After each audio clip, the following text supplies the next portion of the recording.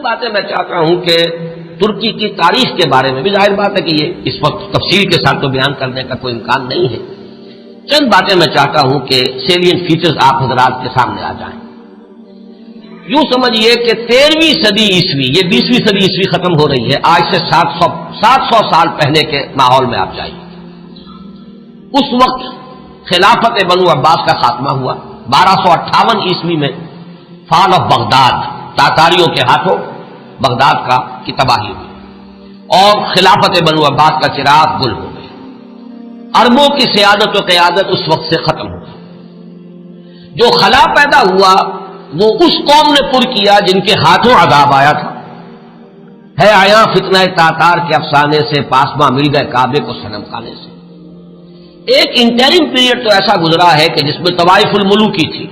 ظاہر بات ہے کوئی بڑی تہذیب، بڑا تمدن، بڑی سلطنت ختم ہوتی ہے تو دوبارہ اس کی جگہ پر کسی دوسرے سٹرکچر کے بننے میں وقت لگتا ہے. درمیان میں وہ طوائف الملوکی، چھوٹے چھوٹے سلطان، چھوٹے چھوٹے عمراء، چھوٹی چھوٹی حکومتیں پورے عالم اسلام. لیکن رفتہ رفتہ یہ جو ترک ایک اصل میں یوں سمجھیے کہ ایک نسل ہے، قوم ہے. ہم مغل کو علیحدہ سمجھتے ہیں، ترکوں کا اصل میں ملک بھی ترک ہے. یہ سب ترکان ہیں، ان کی مختلف نسلیں. ترکان تیموری کو ہم مغل کہتے ہیں. ترکان صفوی کی حکومت قائم ہوئی ایران میں. ترکان تیموری یعنی مغلوں کی بہت بڑی مملکت قائم ہوئی ہندوستان میں. ترکان سلجوقی سب سے پہلے دائرہ اسلام میں داخل ہوئے تھے اور وہ خلافت بنو عباس کے دور میں ہی بہت کافی پاورفل ہو چکے تھے. چھوٹے چھوٹے علاقوں میں ان کی حکومتیں تھیں. اسی زمانے میں مشرق و مغرب میں ہر جگہ پر پورے عالم اسلام میں سب سے زیادہ مضبوط حکومتیں جو تھیں وہ غلاموں کی تھیں. ہندوستان میں 1206 میں دلی کے تخت پر قطب الدین ایبک بیٹھے غلام تھے. پھر وہ التتمش، یہ سب خاندان غلامہ ہے. ادھر مصر میں مضبوط حکومتیں دو ہی تھیں. ہندوستان میں خاندان غلامہ کی، ادھر مصر میں مملوک کہتے ہیں غلام کو، ملکیت ہے. یہ سب ترک ہیں. تو ان دونوں کی حکومتیں عظیم ترین قائم ہوئی. ہندوستان میں تو دور کئی آئے. ہندوستان میں پہلے خاندان غلامہ، پھر خلجی، لودھی، سادات، مختلف خاندان. کچھ 325 برس تو اس میں گزرے. 1206 سے 1526 تک 320 برس میں یہ کئی خاندانوں کی حکومتیں توڑ پھوڑ ہوتی رہی. پھر 1526 سے مغل آئے. کہنے کو تو 1857 تک رہے، لیکن حقیقت میں 150 برس ہیں ان کے، جن کو کہا جائے کہ صحیح ان کی عظمت کا دور ہے. یہ جو 6 بادشاہ ہیں، بابر، ہمایوں کا تو خیر نہ ہی شمار کیا جائے، اکبر ہے، پھر جہانگیر ہے، شاہجہاں ہے، اورنگزیب. اس کے بعد جو ہے طوائف الملوک ہندوستان میں بھی ہو گئی. لیکن اسی صدی میں 13ویں صدی کے اختتام کے قریب 1288 میں ایک ترک سردار ارطغرل کا بیٹا عثمان، یہ خاندان عثمانی جو ہے حضرت عثمان سے کوئی تعلق نہیں ہے ان کا. یہ اکثر لوگ چونکہ اس میں بھی مغالطے میں دیکھا بڑے بڑے پڑھے لکھے لوگ، امریکہ کے ڈاکٹرز بھی اس مغالطے میں تھے کہ شاید ان کا تعلق حضرت عثمان سے، جیسے بنو عباس کا حضرت عباس سے ہے تو یہ عثمانی سلطنت جو ہے یہ شاید یہ حضرت عثمان کی نسل سے ہے. اس کوئی تعلق نہیں، یہ تو ترک ہے. عثمان بیگ اس کا نام تھا سردار کا. اس نے چھوٹی سی حکومت قائم کی. ویسے تمام مسلمانوں کی حکومتیں تھی. اناطولیہ پورا کا پورا جو ہے مسلمانوں کا تھا، مختلف چھوٹی چھوٹی ریاستیں. لیکن عثمان بیگ نے 1288 میں اس وقت کا جو ترکی ہے اس کا شمال مغربی کونا، صرف ایشیائی ترکی، اس میں چھوٹی سی حکومت قائم کی. 1288 سے لے کر اس کے بعد یہ حکومت جو ہے تسلسل کے ساتھ قائم رہی. اور فرق یہ ہے کہ ہندوستان میں تو جیسا کہ میں نے عرض کیا اس عرصے میں بہت سے خاندان آئے اور ختم ہوئے. مغلیہ دور آیا، ختم ہوا، پھر انگریز بھی آ گئے.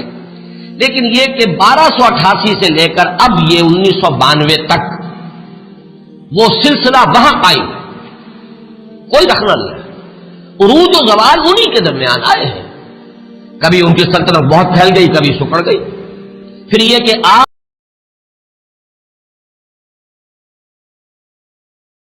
آج بھی بہرحال پورا ایشیا مائنر جس کو آپ کہتے ہیں، ایشیا کوچک، اناطولیہ کا پورا علاقہ، اور یورپ میں بھی بہرحال 3% ان کا رقبہ جو ہے یورپ کے اندر بھی ہے. آج بھی وہ مملکت قائم ہے. اور اس مملکت کے اندر نوٹ کیجئے پورے 400 برس تک خلافت رہی. ویسے تو 600 برس سے زائد ہو چکے ہیں 1288 سے لے کر، اور یہ 1992 تک، یہ تو 700 سال کی حکومت ہے. لیکن یہ کہ خلافت جو ہے وہ 1520 سے شروع ہوئی. یہ ذرا ذہن میں رکھیے جبکہ انہوں نے حجاز کو بھی فتح کر لیا، مصر کو بھی فتح کر لیا، عظیم ترین 3 بر اعظموں پر دنیا میں کوئی اور حکومت اور کوئی اور سلطنت اتنی عظیم نہیں تھی جتنی کہ اس وقت سلطنت عثمانیہ تھی۔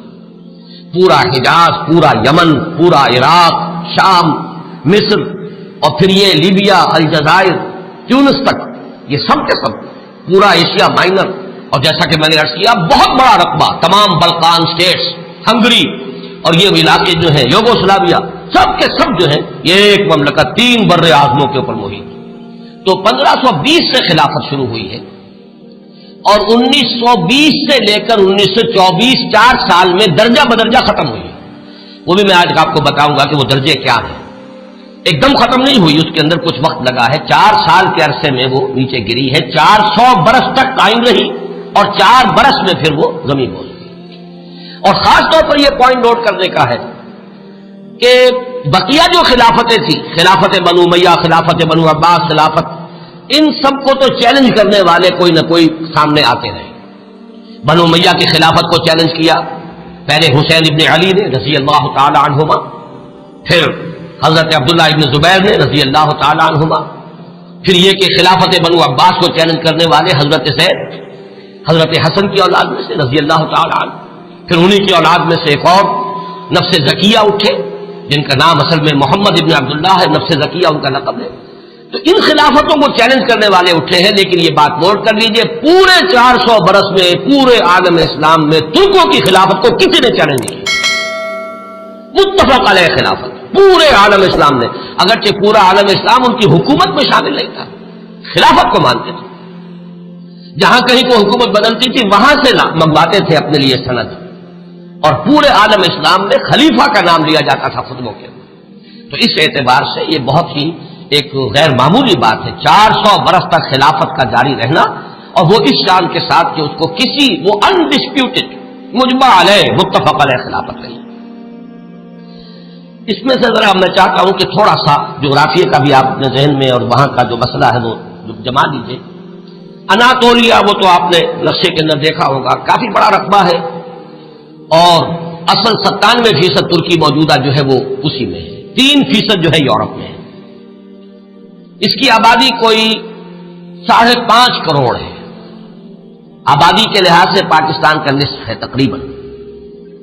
اس میں سے 1 کروڑ کے لگ بھگ صرف ایک شہر استنبول میں ہے۔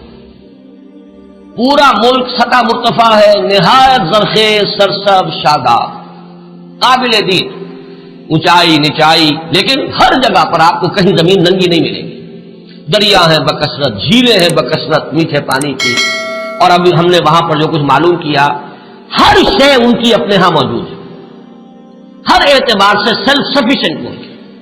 اللہ تعالیٰ نے اپنی نعمتوں کی بارش اس طرح کی ہے، 6 دن ہم نے اس میں گزارے ہیں صرف ایک شہر استنبول میں، اور یہ میں نے عرض کر دیا کہ وہ پورے ملک کی 1/5 آبادی تو وہی ہے۔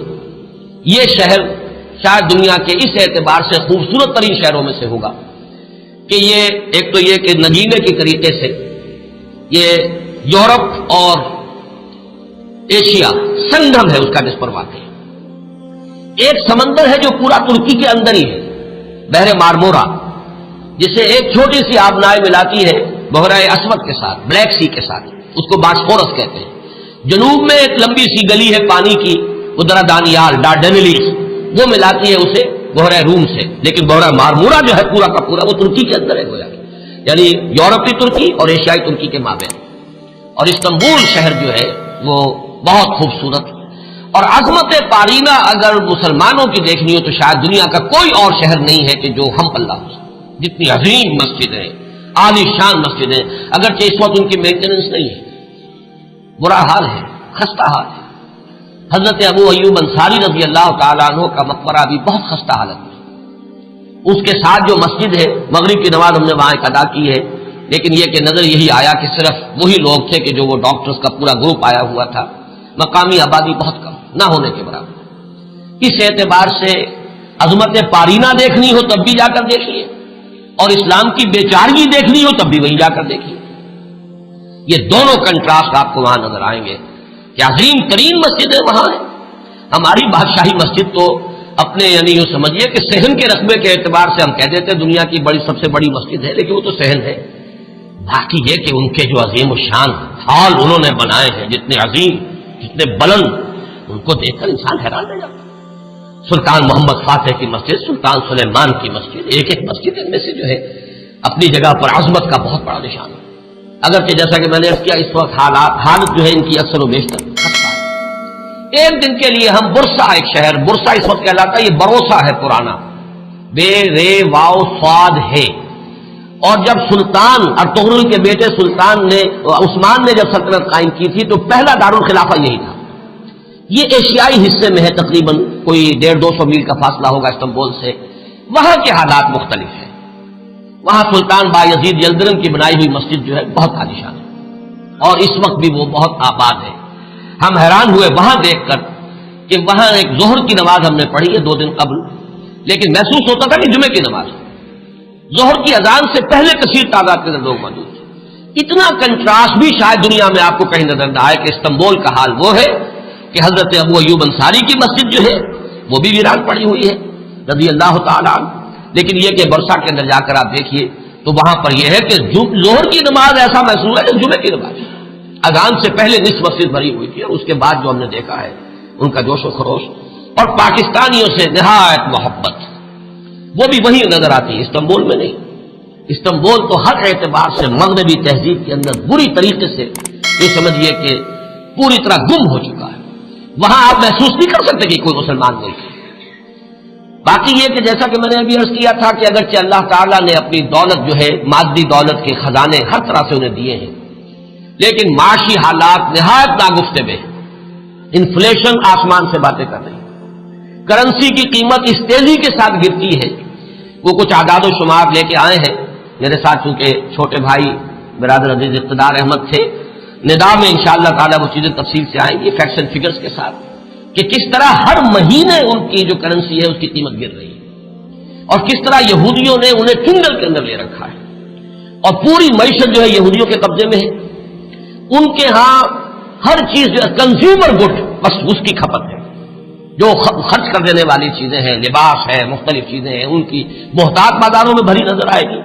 لیکن یہ ہے کہ ان کی جو یعنی یوں سمجھیے کہ شراب پانی کی طرح، ایک عجیب کنٹراسٹ ہے اس اعتبار سے بھی، خنزیر وہاں نہیں کھایا جاتا، لہذا یہ تو اطمینان ہوتا ہے آپ جہاں چاہیں جا کے کھانا کھا لیں، آپ کو پتا ہے یہاں حرام چیز کھانے میں نہیں ہے، لیکن شراب پانی کی طرح پی جاتی، یہ بھی تضاد۔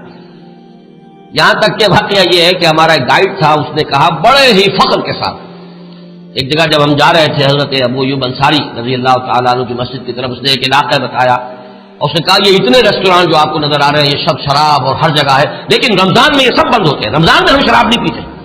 ہم نے کہا رمضان ہی میں نہیں پیتے تو یہ باقی شراب، باقی تو پیتے ہیں۔ کسی نے پوچھ لیا کیا روز کے؟ ہاں روز پیتے ہیں۔ وہ بالکل کوئی اس کے اندر کوئی گلٹی کانشنس، کسی طرح کی کوئی انہیبیشن، کوئی کسی درجے کی کوئی شرمندگی ختم نہیں، لیکن رمضان میں یہ سب بند ہوتے ہیں رمضان کے اندر۔ تو میں نے کہا کہ اللہ کرے کہ یہ رمضان ہی پورا سال ہو جائے، کوئی ایسی شکل بن جائے کہ پورا سال ہر روز عید نیس کے حلوہ خورت کسے، اللہ کرے کہ پورا سال جو ہے وہ رمضانی کی شکل بن جائے تاکہ وہاں سے شراب کی لعنت کا خاتمہ ہو۔